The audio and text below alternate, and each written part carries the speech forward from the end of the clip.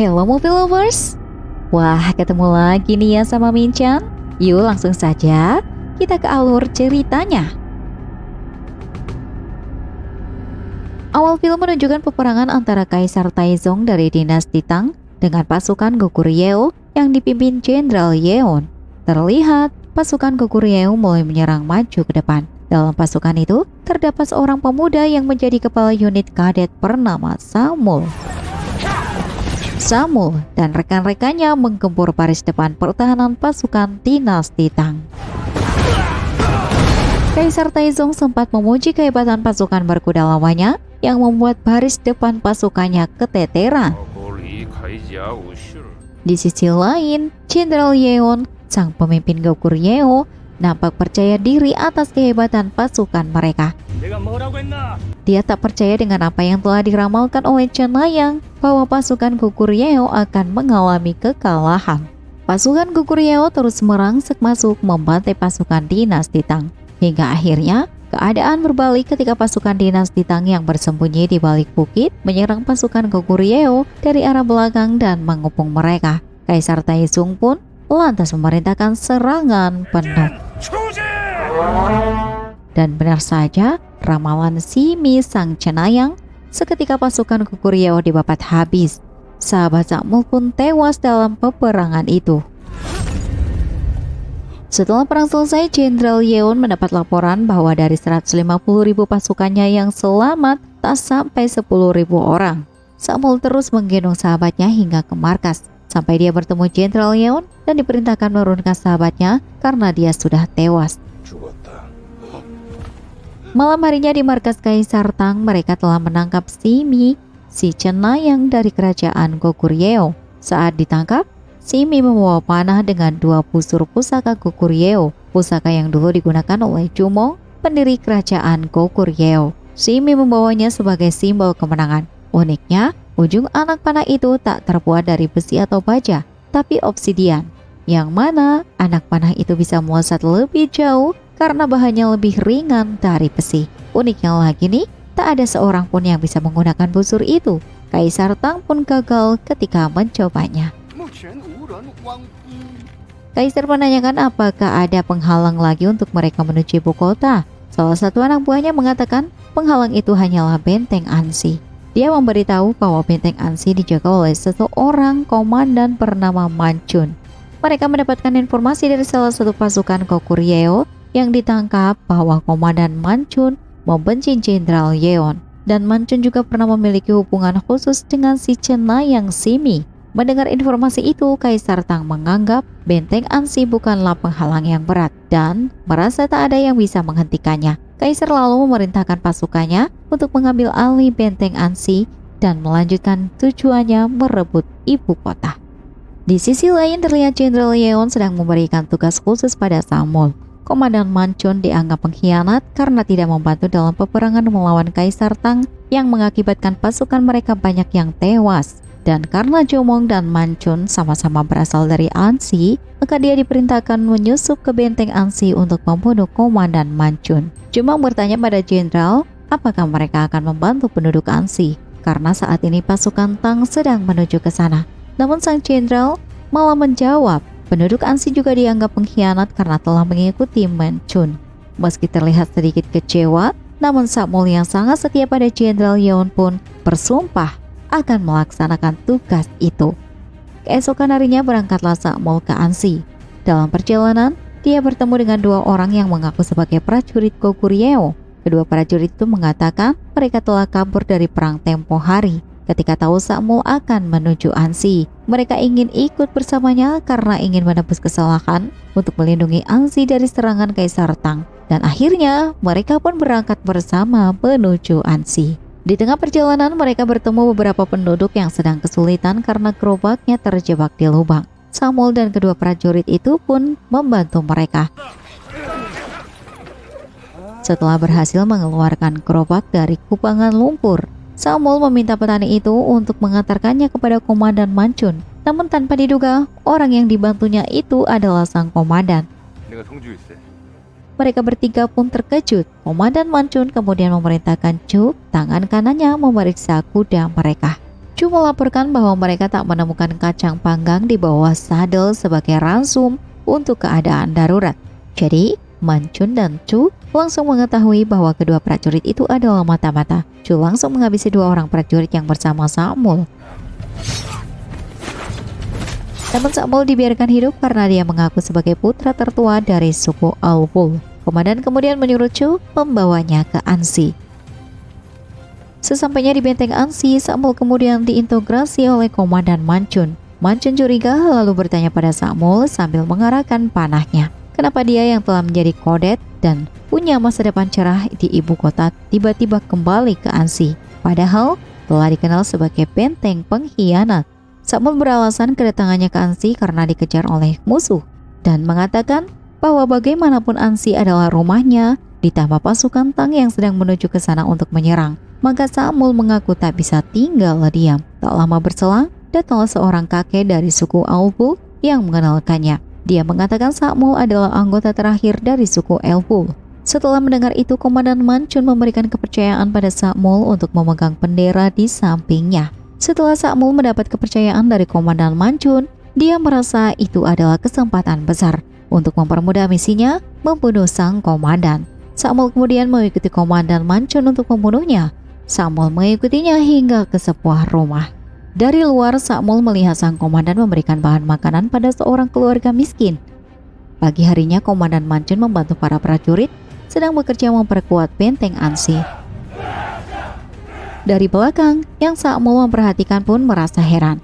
Kenapa seseorang komandan bersedia susah payah membantu anak buahnya? Padahal dia bisa saja hanya memerintah tanpa mengotori tangannya. Samul kemudian bertanya kepada si kakek, orang seperti apa sebenarnya Komandan Manchun itu dan apa artinya bagi rakyat Ansi. Kakek menjawab bahwa mereka menganggapnya sebagai benteng Ansi itu sendiri. Setelah selesai membantu para prajurit, Manchun mencari keberadaan Paso, salah satu anak buahnya.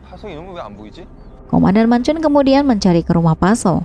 Dan betapa kagetnya ia saat mendapati Paso bersama dengan seorang wanita yang tak lain adalah adik Komandan Manchun, yaitu Peka. Manchun yang sebenarnya telah mengetahui hubungan mereka sebenarnya tak mempermasalahkan hal itu. Dia hanya meminta mereka untuk menunggu hingga perang selesai. Beberapa saat kemudian terdengar trompet tanda kedatangan musuh. Dan benar saja, terlihat dari kejauhan ada beberapa penunggang kuda yang ternyata mereka adalah unit pengintai. Hal itu menandakan bahwa pasukan Taizong sudah dekat. Komandan Manchun kemudian memerintahkan seluruh anak buahnya untuk bersiap-siap. Samul yang kini menjadi pemegang bendera diminta komandan untuk mencukur jenggotnya dan Samul pun mengeluarkan pelatihnya. Dia merasa itulah saat yang tepat untuk membunuh sang komandan. Samul pun mencukurnya dan ketika dia akan menancapkan pelatih di leher Komandan Manchun, Samul yang tiba-tiba merasa ragu kemudian diingatkan oleh komandan bahwa sekarang bukan waktunya. Ternyata Komandan Manchun telah mengetahui tujuan Samul ke Ansi untuk membunuhnya. Samul kaget bukan kepalang. Bahkan sang komandan tetap membiarkannya hidup dengan alasan Samul adalah orang Ansi. Mereka pun bersiap untuk berperang. Kaisar Taizong membawa 200.000, sedangkan Komandan Manchun hanya sebanyak 5.000 orang. Perang ini sangat tidak seimbang. Melihat banyaknya pasukan Kaisar Taizong, nyali tentara Ansi menciut. Namun, Komandan Manchun memberikan mereka semangat bahwa mereka tak pernah diajarkan untuk mundur atau berlutut. Mereka harus melindungi orang-orang yang disayangi apapun taruhannya. Semangat pasukan Ansi pun jadi membara. Di lain sisi, Kaisar Taizong juga memberikan semangat kepada para pasukannya. Dia mengatakan para pasukannya boleh menjarah dan mengambil semua harta yang ada di dalam benteng Ansi, menjadikan anak-anak mereka budak dan memerintahkan untuk memperkosa semua wanita di sana. Para pasukan pun otomatis menjadi sangat bersemangat. Serangan pun dimulai. Ketapel-ketapel raksasa menghantam benteng Ansi tanpa ampun. Serangan langsung dari pasukan Kaisar Taizong disambut hujan panah dari benteng Ansi. Benteng Ansi berusaha ditembus menggunakan tangga, namun beberapa kali berhasil digagalkan oleh pasukan Komandan Manchun. Kemudian kelompok serangan kedua dari pasukan Kaisar Taizong menyusul hingga mereka mampu menembus pertahanan depan benteng. Dari jauh, Paso dan anak buahnya masih mengamati menunggu perintah dari Komandan Manchun. Pertempuran di benteng Ansi semakin sengit. hingga Kaisar Taizong memerintahkan menyerang dari sisi kanan dan kiri. Jelas hal ini membuat para pasukan Jenderal Manchun keteteran. Sang jenderal kemudian memerintahkan pasukan Beika dan Paso bergerak. Paso dan Beika mampu mengatasi serangan dari kedua sisi itu. Namun di bagian pintu utama, ternyata pasukan Kaisar Taizong sudah berhasil masuk dengan mendobraknya. Tapi ternyata itu adalah jebakan yang dibuat oleh Manchun. Pasukan Tang yang masuk melalui gerbang utama langsung dibantai tanpa sisa. Pada bagian atas mereka menggunakan formasi penutup hingga akhirnya berhasil menjatuhkan semua pasukan Tang yang berada di atas benteng. Pasukan balista pun mulai menumbangkan satu persatu tangga raksasa yang digunakan untuk ke benteng. Setelah melihat pasukannya jadi ajang pembantaian oleh Komandan Manchun, akhirnya Kaisar Taizong memerintahkan para pasukannya mundur. Sakmul yang menyaksikan kehebatan pasukan Komandan Manchun tak percaya dia bisa mengalahkan pasukan Kaisar Taizong dengan mudah. Setibanya di markas, Sakmul bertanya kepada sang jenderal kenapa dia tidak membunuhnya, padahal mengetahui Sakmul akan melukainya. Manchun mengatakan bahwa membunuhnya hanyalah perbuatan sia-sia, sebab jika pun Sakmul dibunuh, maka Jenderal Yeon akan mengirimkan orang lain untuk membunuhnya. Keesokan malamnya, Sakmul kembali menemui Komandan Manchun. Sambil menodongkan pisau, Sakmul bertanya kepada dia mengkhianati Jenderal Yeon dengan menolak mengirimkan bantuan ke medan perang. Manchun mengatakan sebagai komandan dia harus melindungi benteng Ansi. Tiba-tiba Chu masuk dan akan menghabisi Sakmul, namun dicegah oleh Manchun karena saat ini pasukan Taizong sedang menyerang. Di sisi lain pasukan Taizong sedang mendekat dan mulai menyerang benteng Ansi. Mereka menggunakan menara raksasa untuk menembus benteng. Pasukan Ansi yang mendapat serangan tiba-tiba tak dapat menghalaunya. Komandan Manchun kemudian memerintahkan anak buahnya mengumpulkan kantong minyak. Ketika kantong minyak itu dilemparkan ke atas menara, kemudian panah api menembaknya sehingga membakar menara-menara itu. Perlawanan pun mulai seimbang. Ketika Komandan Manchun lengah, tiba-tiba sebuah tombak mengarah kepadanya hingga membuatnya tumbang. Saat akan dieksekusi oleh salah satu komandan Kaisar Taizong, dari belakang Sakmul menyelamatkan. Sang komandan pun tak sadarkan diri. 4 hari kemudian Komandan Manchun sadar dari pingsannya. Dia menanyakan akhir peperangan yang tak diketahuinya. Chu mengatakan bahwa pasukan Kaisar Taizong telah mundur. Di lain tempat Kaisar Taizong sedang marah-marah akibat 2 kali kalah melawan benteng kecil. Taizong kemudian mengirim si Cinayang yang telah meramalkan kehancuran Ansi untuk mengirimkan pesan kepada Komandan Manchun. Sesampainya Si Mi di benteng Ansi, dia memberikan busur sakti Raja Jumong. Si Mi kemudian menyampaikan pesan dari Kaisar Taizong bahwa dia memberikan pilihan pada Manchun untuk menyerah sebelum mereka membangun gundukan tanah yang lebih tinggi dari benteng Ansi kemudian menyerang. Keesokan harinya pasukan Kaisar Taizong mulai membangun gundukan tanah. Manchun dan anak buahnya menyaksikan dari atas benteng. Mereka tak menduga Taizong akan benar-benar membangun gundukan tanah raksasa itu. Malam harinya, Si Mi mengungkapkan ramalannya pada Manchun yang mana dalam ramalannya itu Ansi akan hancur oleh pasukan Taizong. Namun Manchun terlihat tak memperdulikan. Si Mi terus berusaha membujuk Manchun agar mau menyerah demi keselamatan rakyat dan dirinya. Namun Manchun tetap tak bergeming. Hari demi hari berlalu. Pembuatan gundukan tanah terus dikebut. Seorang komandan melaporkan gundukan akan selesai dalam waktu 2 bulan. Sakmul kemudian meminta izin kepada Komandan Manchun untuk pergi ke ibu kota meminta bantuan. Namun mereka meragukan ide Sakmul karena Jenderal Yeon sudah menganggap karena pengkhianat. Dan jika Sakmul ke ibu kota, dirinya akan dipenggal karena mereka tahu Sakmul berasal dari Ansi. Di saat yang sama, Paso juga mengajukan diri untuk melakukan serangan secara langsung ke tenda Kaisar Taizong. Spontan, Komandan Manchun menolaknya karena itu adalah tindakan bunuh diri. Namun Paso mengatakan bahwa itu adalah pilihan terakhir. Karena jika bukit yang sedang dibangun oleh pasukan Kaisar Taizong selesai, maka nyawa mereka semua pun akan tetap berakhir. Malam harinya Paso pun berangkat menjalankan misi menembus jantung pertahanan Kaisar Taizong. Terlihat Si Mi melepaskan anak panah ke arah pasukan Taizong sebagai tanda dia membocorkan kedatangan Paso bersama pasukannya yang sedang menuju ke tenda Kaisar. Setelah berhasil mencapai tenda Kaisar Taizong, tiba-tiba mereka dikepung oleh para pasukan. Ternyata itu adalah jebakan. Pasok baru menyadari bahwa ada mata-mata yang membocorkan misinya. Dan akhirnya, Jenderal Manchun dari atas benteng menunggu kabar dari Pasok. Tak lama kemudian Pasok kembali dengan tubuh penuh anak panah yang menancap. Ia mengatakan bahwa ada mata-mata di Ansi. Beka yang melihat Pasok tewas meminta pada Simi untuk menyelamatkan Pasok dengan mengembalikan rohnya. Namun tanpa diduga, Simi mengatakan dirinya tak akan bisa menyelamatkan Pasok karena dialah yang menyebabkan kematian Pasok. Simi juga mengaku dirinya yang memberikan pesan kepada pasukan Taizong tentang penyerangan Pasok. Ketika Simi akan dieksekusi oleh Komandan Manchun, tiba-tiba